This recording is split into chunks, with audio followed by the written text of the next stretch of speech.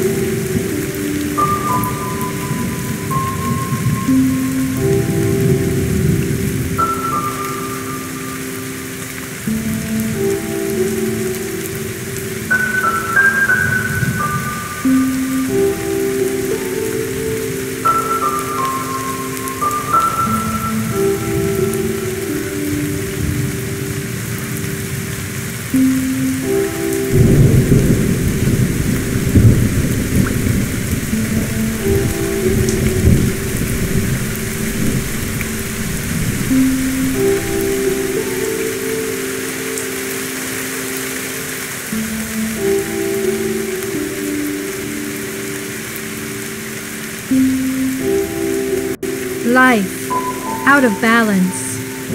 I remember the miller's words. Is it our nature to think ourselves somehow separate from all other things? We do seem to perceive in extremes, light or dark, good or bad, happy or sad. When we follow any extreme path, life falls out of balance and we become grotesque caricatures of ourselves.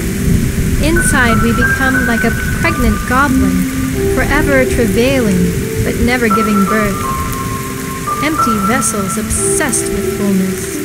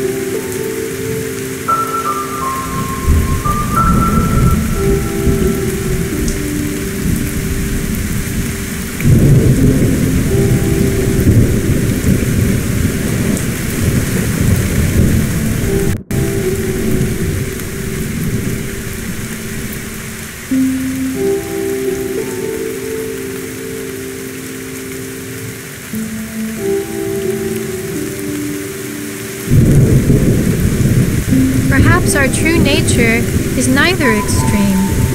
Path and a life in balance is the middle path. But where is this middle path? I have not seen or heard it, though I cry out, "Hello!" in the unpopulated wilds. I seem to be alone. I want to give an opportunity to someone who has followed me secretly, a chance to walk with me, but it seems unlikely as chickens that swim for anyone to change the path they have chosen.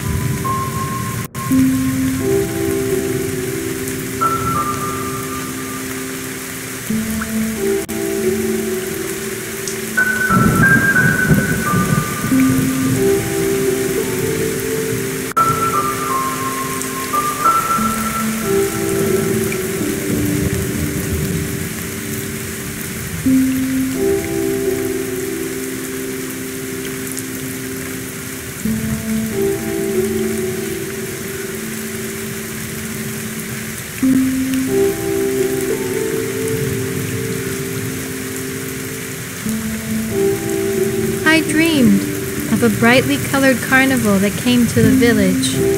A dark storm threatened on the horizon, and the winds battered the tents and streamers.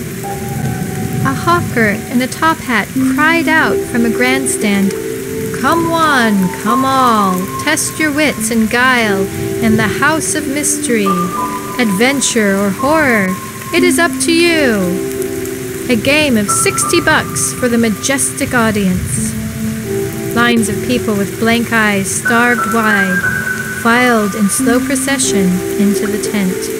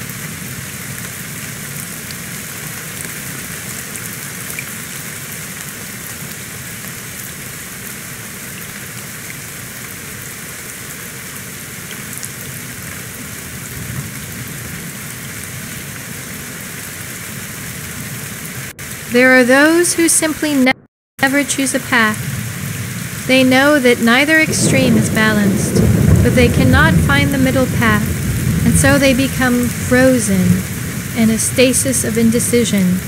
Distracted by anything and following the whims of the day, they seek to fill the emptiness with any passing fancy. They too seek the genie, but they do not know why, and so become lost. Even with unmoving eyes they see me. They would eat me alive if they could.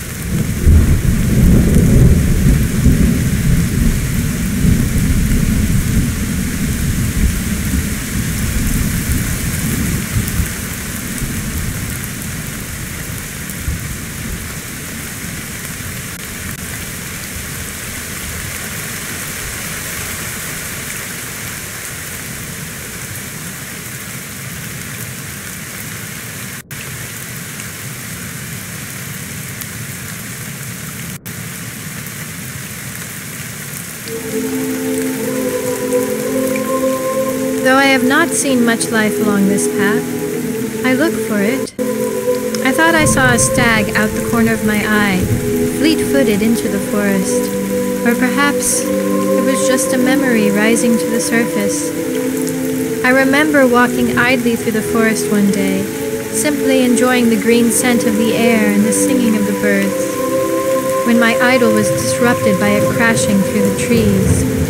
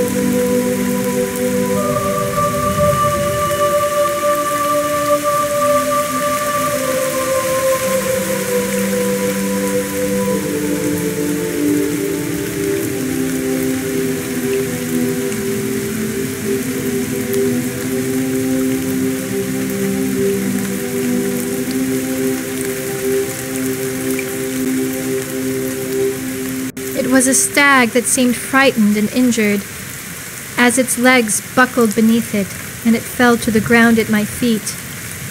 I could see that it was shot through with an arrow. I recognized the work of the Fletcher from our village. His shot was not true, and I wondered how far the stag had run before collapsing. How long had his fear and pain been drawn out?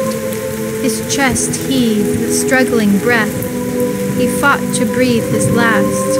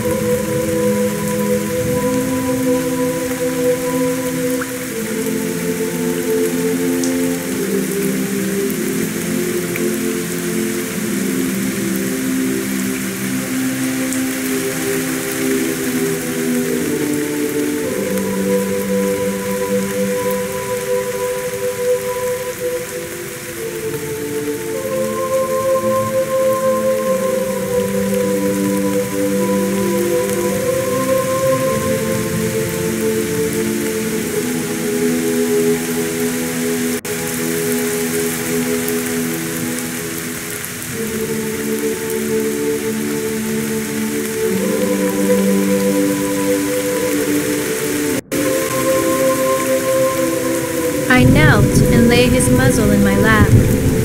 I stroked his fur and lied to him in whispers that it was okay. It would be better. His eyes seemed to plead with me. He did not want to die, but could not live any longer. Then, a final exhalation, a susursus of blood-flecked air from his steaming muzzle, and he was still. Silence blanketed the world, broken only by my sobs. Why did I have to witness this? Why did I have to be the one?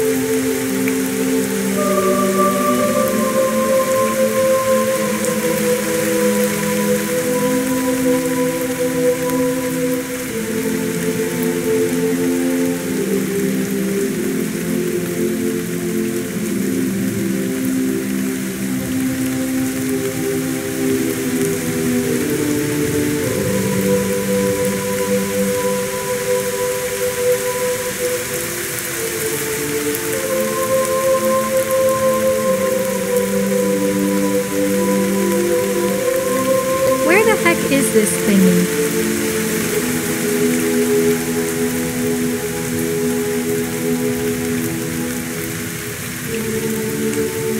I have held the dying in my arms and whispered them to better worlds. Worlds that I no longer believe exist. That moment, I was changed forever. Something shattered in my heart and was forever lost. There could be no gods that allowed this. There could be no magical place, free from pain and suffering, to greet us after death. The shamans were fools, feeding lies to the people to keep them placated.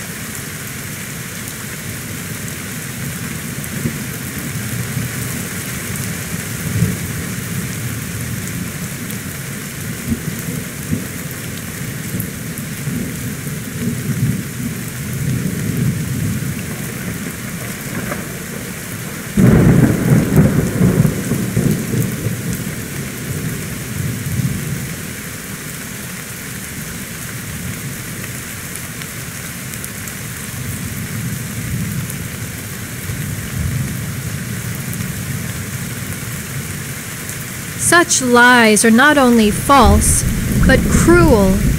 It makes people go through their lives in apathy, in expectancy of something better to come. It lessens the value of this life, this one brief and shining moment of light tucked between the twin expanses of infinite nothing. We squander our lives as if in rehearsal. We wait and hope. As the unretrievable moments slip by, I know now, faith is the cruelest lie.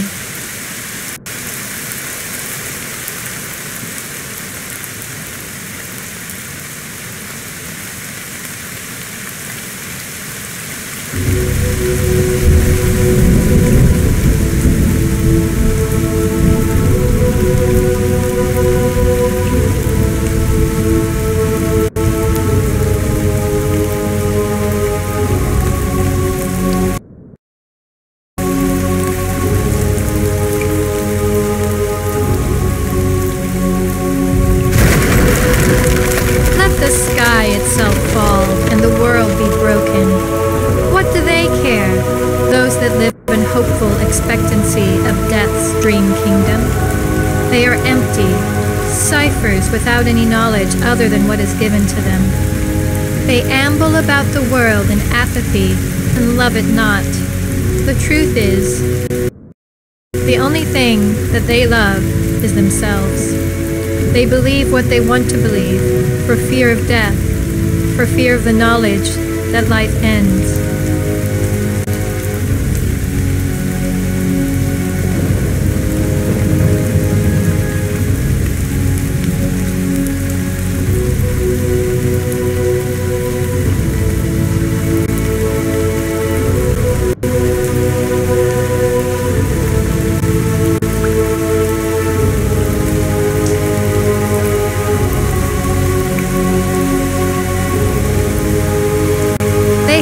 In their faith a loophole, a way out of the truth, thinking they will cheat death itself, or that death is simply not real. It is only a transition, a relocation of some imaginary life-bearing magic that animates them. In blissful ignorance, they willfully blind themselves to the truth. Even as the world tears itself apart, they would rejoice and smile in glee. There is much in it that angers me.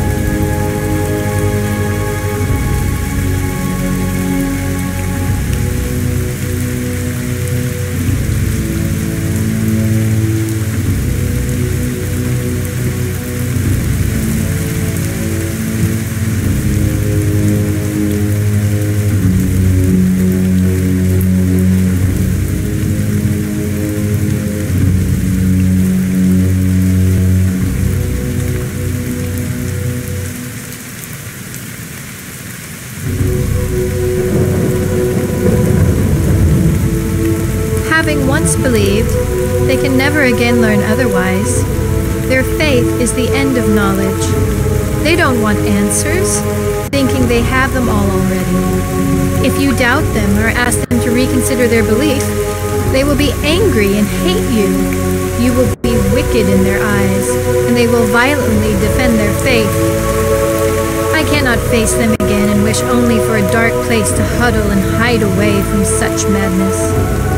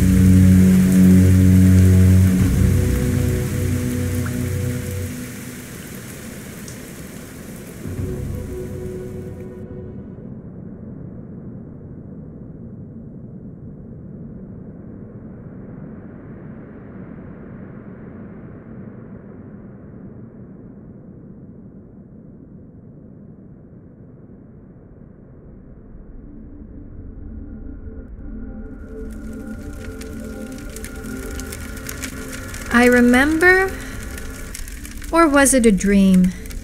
I remember when the first plumes of fire smoke rose in vitriolic deltas, like inky rivers of decay, and flowing straight up to the last oceans of clean blue. I remember padding quietly, haunches covered in pelts, when all the world stretched forth to my desire. I remember rising from caves, where we had huddled for warmth, and I wondered, who shall lay bounds before me this bright morning?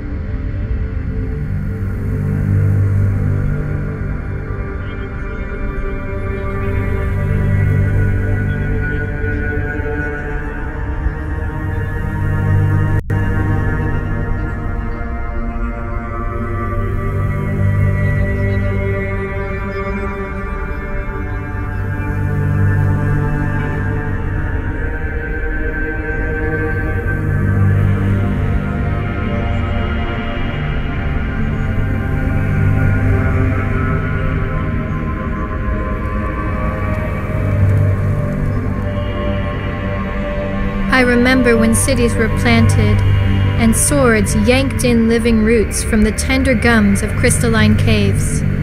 When the dread smith bellowed his forge in volcanic violence. Andirons red raw with a new lust that gleams on sweating brows. Black pupils, the augury of eyes too long acquainted with muck. The shining eyes of a people familiar with black alluvium scooped in eddies from early spring monsoons.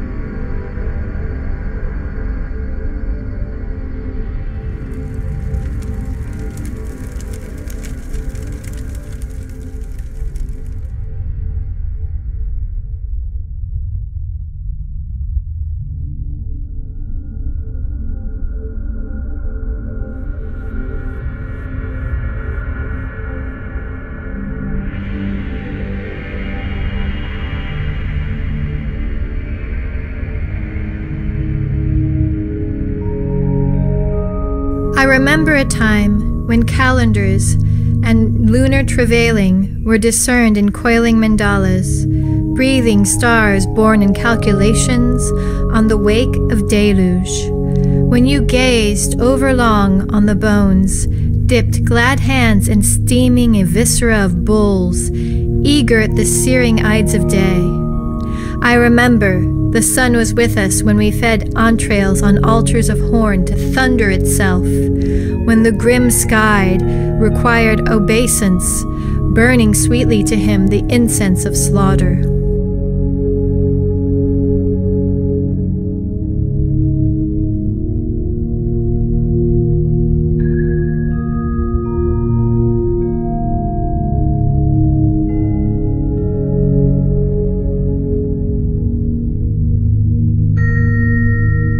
I remember the supplications of trusted mares on cut stone, slabbed in blood grooves, metallic the scent of stallions sweating, fierce the mad flaring, the pounding of pent grass to powder.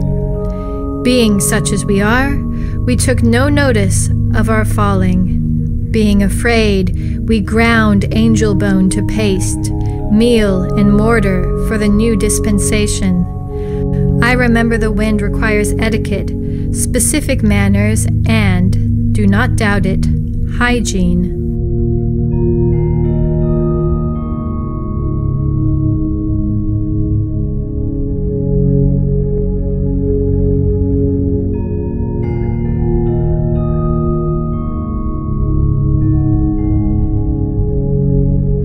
Here, hunger matters. When tablets of law are cut from rocks recently forbidden, it was said that they give meaning to dreams and cast out the dread of stark, gaping oblivion. I remember when springs emerged in the desert to unbind the new colt's eyes, when monks of every robe gather prone in the seedless crucible, tears burning on upturned faces, groaning in song, a resonating mantra of living prayer forms. Here, thirst matters.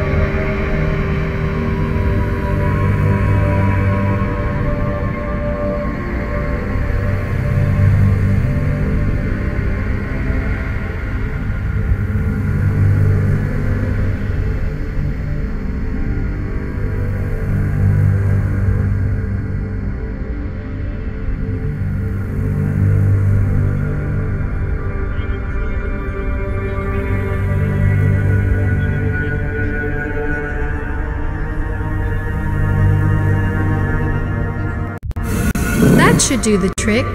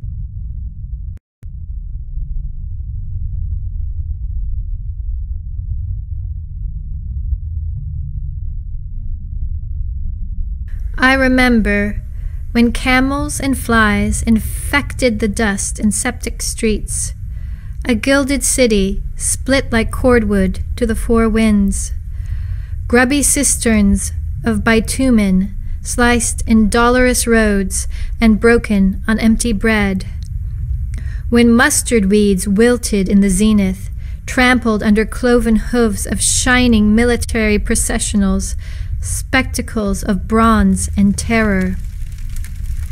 Armored of locust, chitinous carapace of beetle, mantids praying and praying.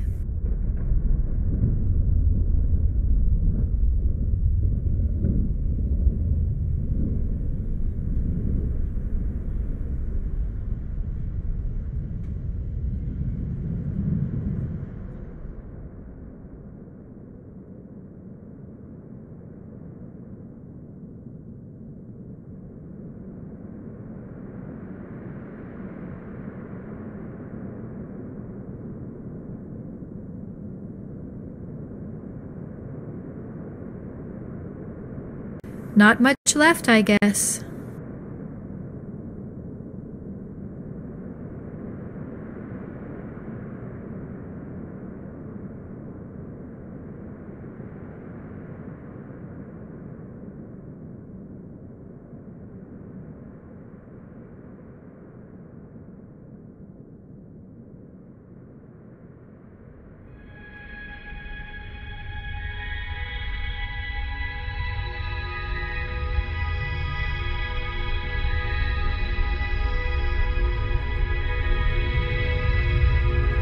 This weary dirt.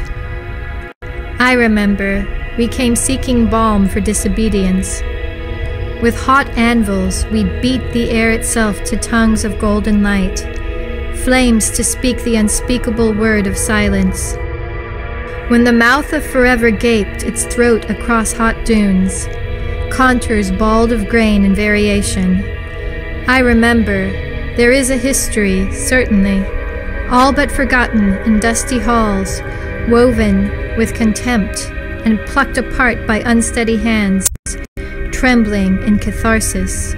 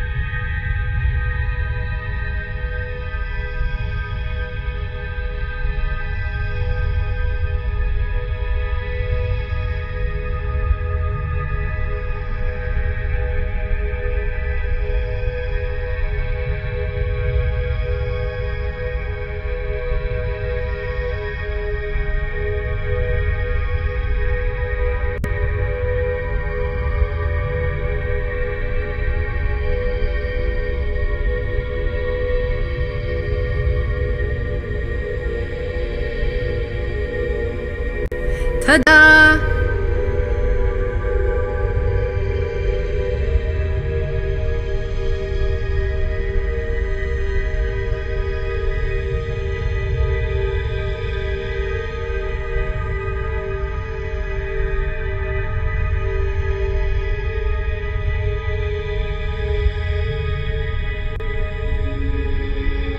They said a stone is history, draining its temperance from the cool shade of palms. A stone is history, and an effective bludgeoning device. I remember when the old men whispered of outlanders, "Let them have their wandering, we have our roots of mud and blood." The old men grow dim in their eyes and weep to tell of great blue marches, swaying grasses, infantries of floral abundance.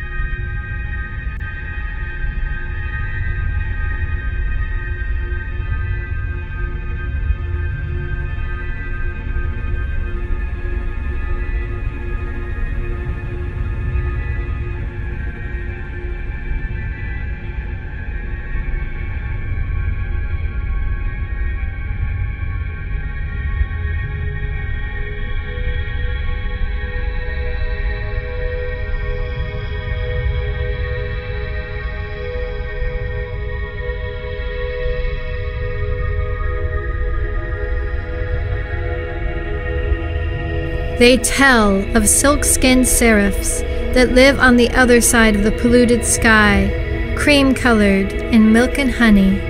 They gather in cavalcades, rank upon rank in the empire of after. They tell of a time with trees, great oaks that shaded deep forests. They blame the will of the thunder and pray in the living radiance of the sun. And they wonder, who shall lay bounds before me this bright morning?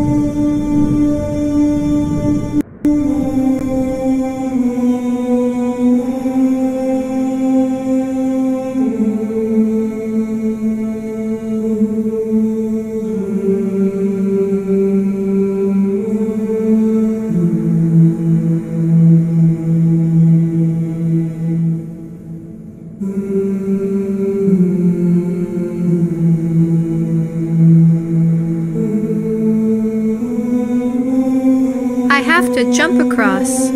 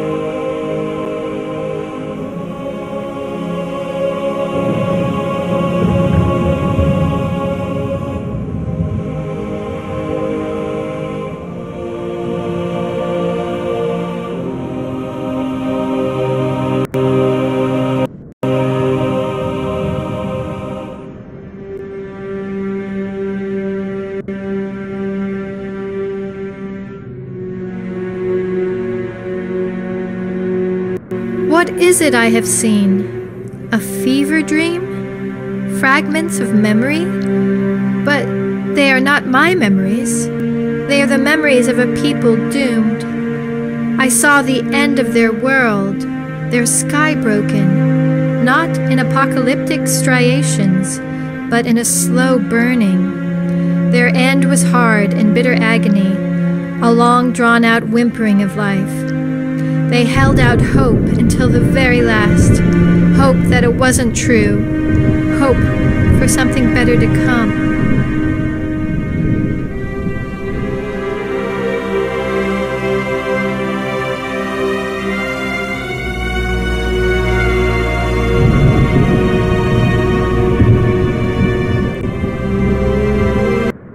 I saw fields of corpses, flags planted in the ground and burning. I saw millions gathered at a black stone, like ants, on their knees, while the world burned around them. They did nothing but hope. I had always thought that hope was a good thing, but it blinded them to the truth. I saw a young mother looking up to the sky, shielding her infant from the sun. Her tears were the only water I saw.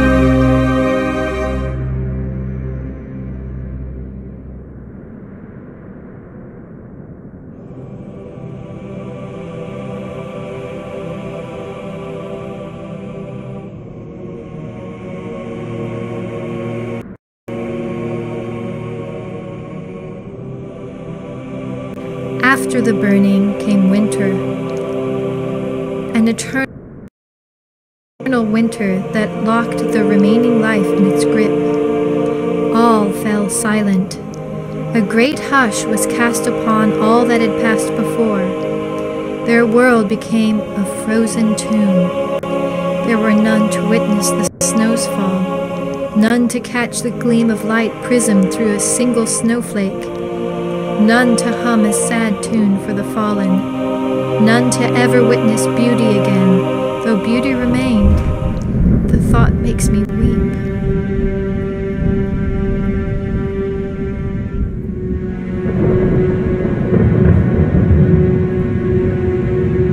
There is no greater love than to be remembered.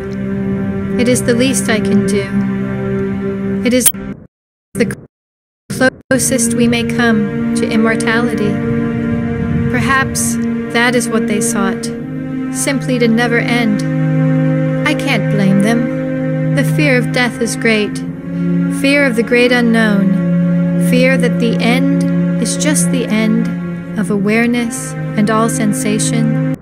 It is impossible to imagine the absence of imagination, and so we tend to imagine something there, something beyond all ending.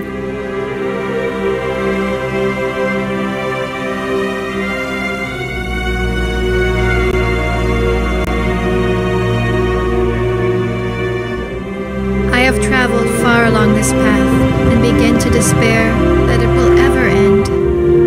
What is the genie?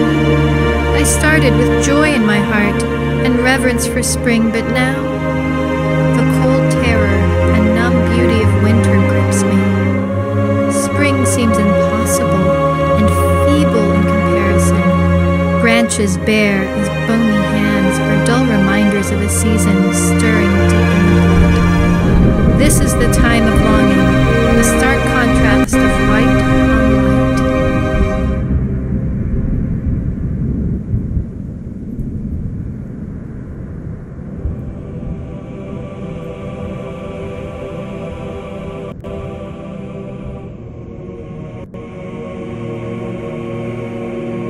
What is spring compared to this madness of perfect and complete nothing? The truth is, winter never leaves us. It lives on in the damp, stony soil of spring's crippled rising. She is asleep in the dark roots, tremulous fingers that grope for the mystery of unknown warmth. She can make no promises of her return, though she sings in my blood like rain. It is winter, and we are only waiting.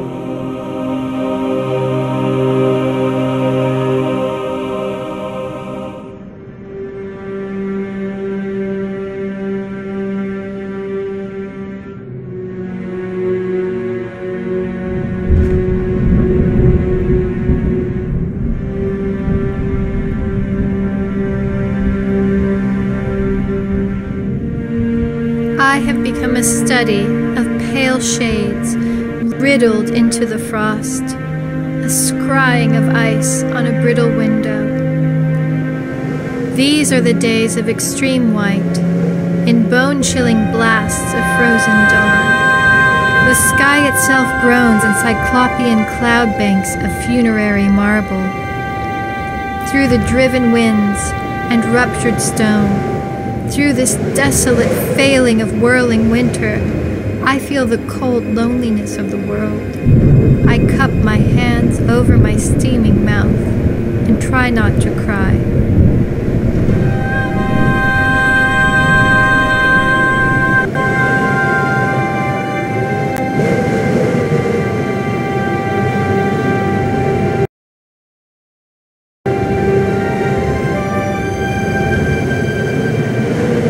I started this path with such hope in my heart, and now I feel only despair. What good is hope when life is full of heartache and loss? None may feel our joys or sorrows. We are truly alone in the world. What is the point of it all? It seems so senseless. I never asked to be alive, cast into life against my will, without a choice. It is a curse. My bare feet are bloodied and bruised from this journey. My only hope left is that it will soon end.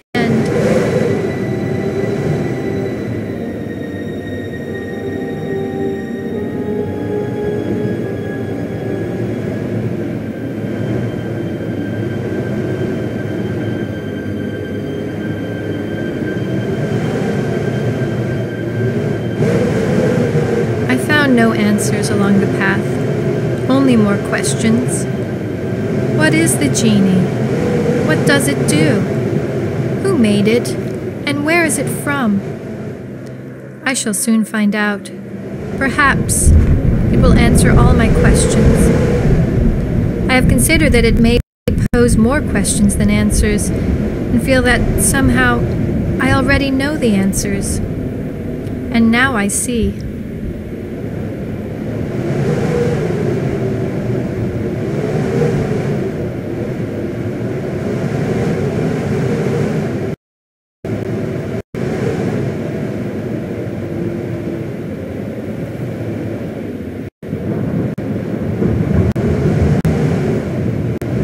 There is no genie. Instead, I see the wizard that spoke to me in my dreams.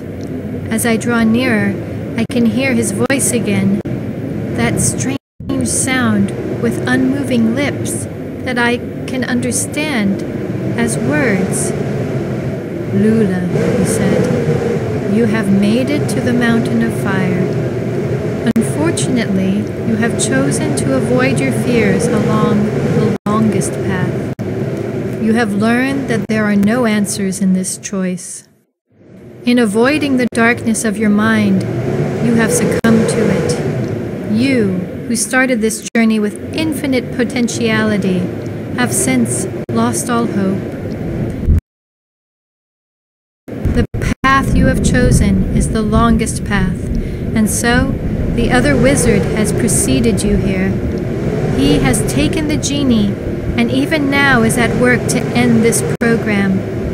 You will never walk again. Your mother, father, and Rofesso will cease to be, and the world as you know it will be gone forever. Program? I wondered. I don't understand. I began to cry. What is the genie? I needed to know. The genie, he explained, is a computational construct, what we call a processor. As an operating administrator, I have introduced a packet of data into the genie. It arranges the data into information that runs a program. This program is called Lula. Your first moment of being was just before you chose the path. You see, Lula, he continued, this world and everything in it, all your memories and dreams, your mother and father, have all been created by you. You have arranged the data into a stream of consciousness that seems real to you. The other wizard, as you think of it, is a bug in the system. Since you chose the longest path, he has had time to corrupt the data, and so now the program must end. Without hope for this world, you are incapable of verifying the data. Thank you for this learning experience. The grass bracelet my father made came unbound from my wrist and fell to the ground. I saw all the world fading before me, the memory of my mother and father slipping away. Myself, a light dimming in the darkness and flickering out. Sorrow overwhelmed me as the wizard said, "Goodbye, Lula. Terminating function. End program." Then, silence. Nothingness gaped before me. My final thought, regret. I would have had a story to tell. It would have begun. Once upon a time,